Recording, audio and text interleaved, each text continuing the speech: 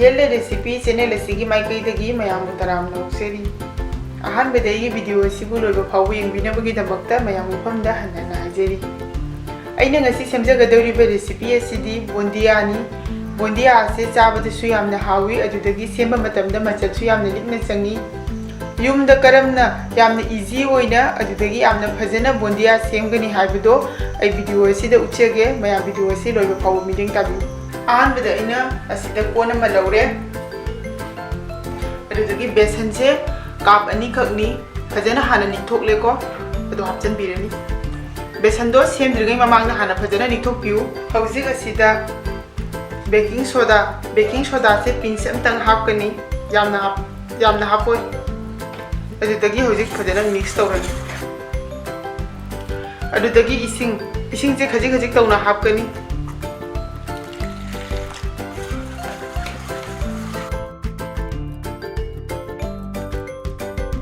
Hojik mahi se asumna hapigani haibadi yamna su langdaba yamsu nangdaba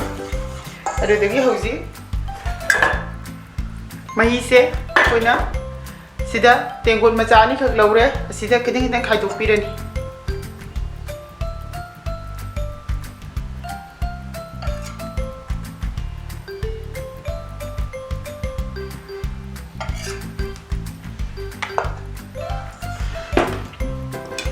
khajik khaidok laba matungda adudagi hojik si food color se hapirani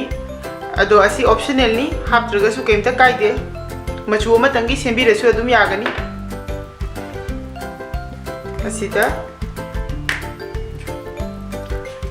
asi asang machu se hapirani khajikta pinch ama mutang hapini yara adudagi asida orange color se asi hapirani habla matungda chamasna phajana okhai birani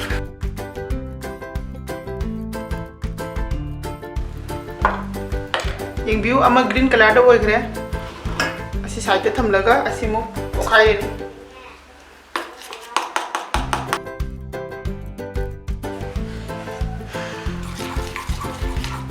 yengbiu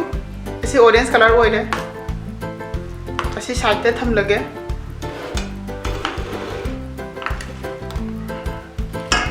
side ta thamlaga ase yellow color sa hapirani yellow color sina kitang yamhangani nuga phajana si chokhai birani masida food color haptrasu kemta kaide adum besan nairaga adum haurasu yagani yengbiu hojik asi yellow oire adudagi sida green laire adudagi sida orange hojik haunaba tawrasi hojik aina khang amada refined oil hapaga thangale ado bondiya haunabagi se asugumba akoigi enjang chamnaba bakun ahoba leitrane adudasu hoba yagani asi natraga asigumba khabai ahoba se asida horasu yagani natraga ase akoigi singa sitnabagi sinjit leitrane magi makun se asida hapaga so hoba yagani hojik thawse sare aduna asida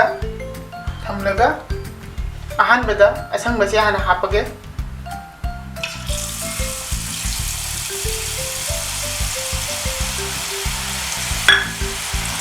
aduga mana kita hidang piba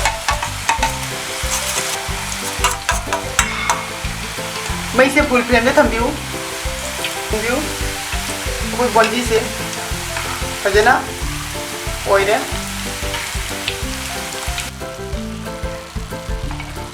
hojik akoina bondi se sumaine lokhatlaga melaga jengani karigumba kemba taragadi asi yare hojik asi lokhoklani aina sida thawti chumthana baina chachumse dum sijina bani ado si natraga sui dum yagani asi hojik plate am hapchadani hojik amung mai se full flame ta thamlaga adudagi amu orange color se amu haplani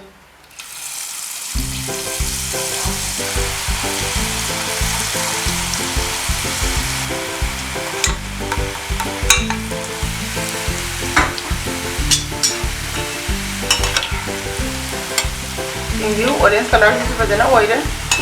hauji yengbi kema bana kitang kema wali aka mo ngaubi ni hauji yare keme to piran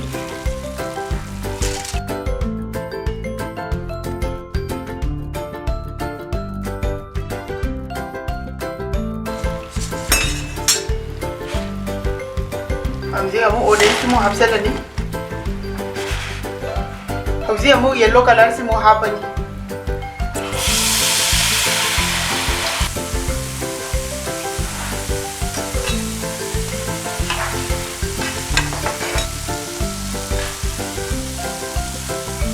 hauji asi suke me longthok biren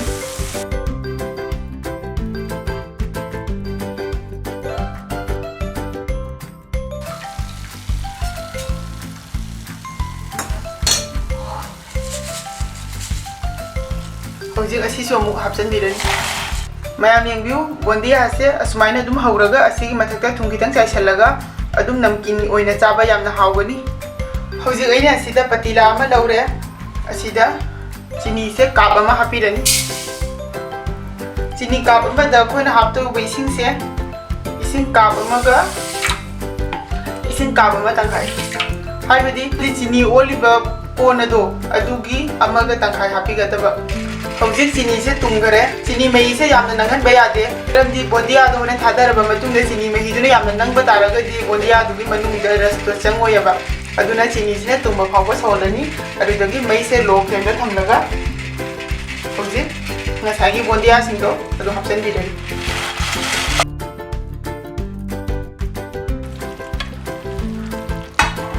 hapsala matungda adana okhaire matungda mai se muthatlaga thamge haiba taraga di makhum kupselaga pung amaguma thamiu aduna taba taraga na mai se low flame da thamlaga makhum kupsinduna sumaina makhum kupsela matungda minute 10 sawalaga thamgani low flame da haibadi chini mahi sina bondiya ga manung da phajana changnabagi daba hauji minute 10 mu sure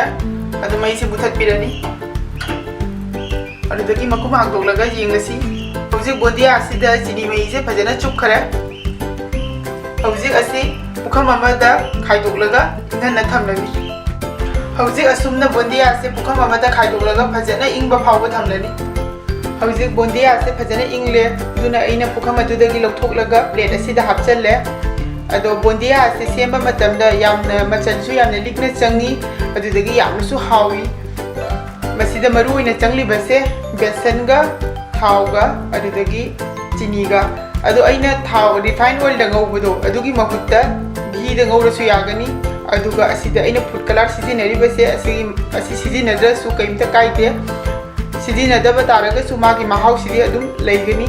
yaraga di handagi Diwali sida mayamsu recipe sibu try tobiu aigi video se matang sida loisinjarage video se yenglaba matungda video sina nungaiba taraga di mayam like tobiu comment tobiramu aduga anauba oiragana subscribe tobiu subscribe toro matungda bell button number kaubiganu